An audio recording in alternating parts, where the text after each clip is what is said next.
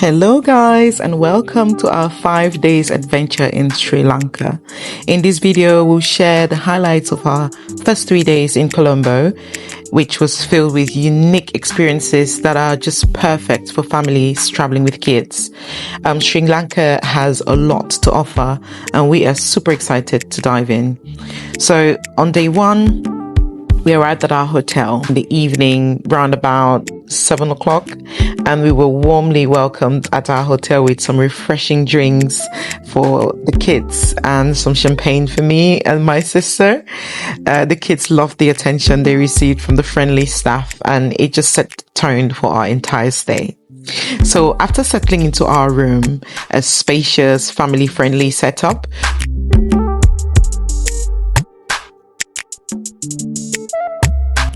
we headed downstairs for some downtime. While the kids sipped their soft drinks and their mocktails, we relaxed with a glass of wine, just enjoying the calm after the long journey. Just a tip, if you're traveling with kids, please always choose a hotel that offers activities or entertainment for kids to keep them engaged whilst you unwind. We stayed at the courtyard in Colombo. Although they didn't specifically have a kids club, they did have quite a few entertaining activities to keep our kids engaged whilst we had a great time together and, just unwind. On our second day, we began with breakfast at the hotel. The highlight for the kids was feeding the fish at the hotel fountain. It was a simple yet delightful experience for them, and as a parent, we love moments like this that connect our kids with nature.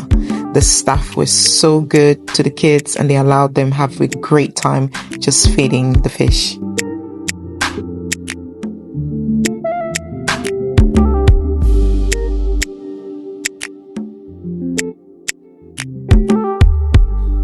So afterwards, we hopped into a tuk-tuk, an exciting experience in itself.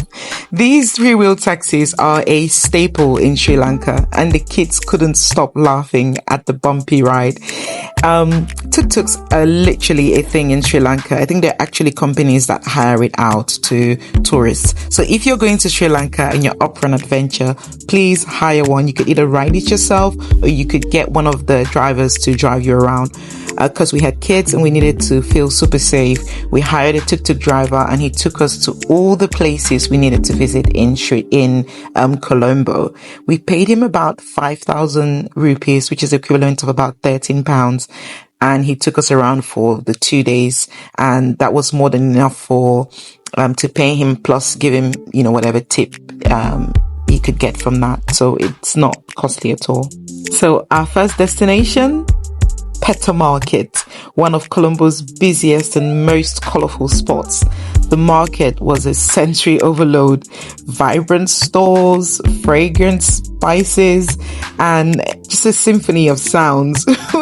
We did some shopping and experienced the art of bargaining. I thought I could bargain in Dubai. Sri Lanka is a whole other level.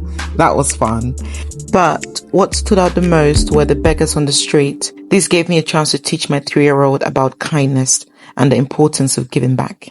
Okay, so the market can be overwhelming for kids, so please keep them close and take breaks if needed. Don't forget to carry water and snacks also for hygiene purposes, as you may not want to buy or give them some of the street food in the market. So after returning to the hotel, we enjoyed a relaxing dinner with cocktails and mocktails. But the best part of the evening was a spontaneous dance party in our room. Traveling with kids is all about creating little moments of joy, and this one was unforgettable. So day 3 was a mix of education and culture. We started with a visit to the museum in Colombo. The exhibits were fascinating, showcasing the history and heritage of Sri Lanka.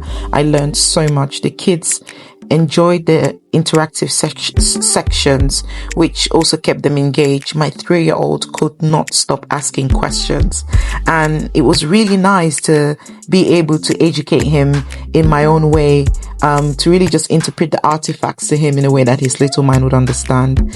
Later on, we visited some of Colombo's iconic temples. Yeah. Okay, time to go. Intricate carvings, the peaceful ambience, the vibrant colors. It left us in absolute awe.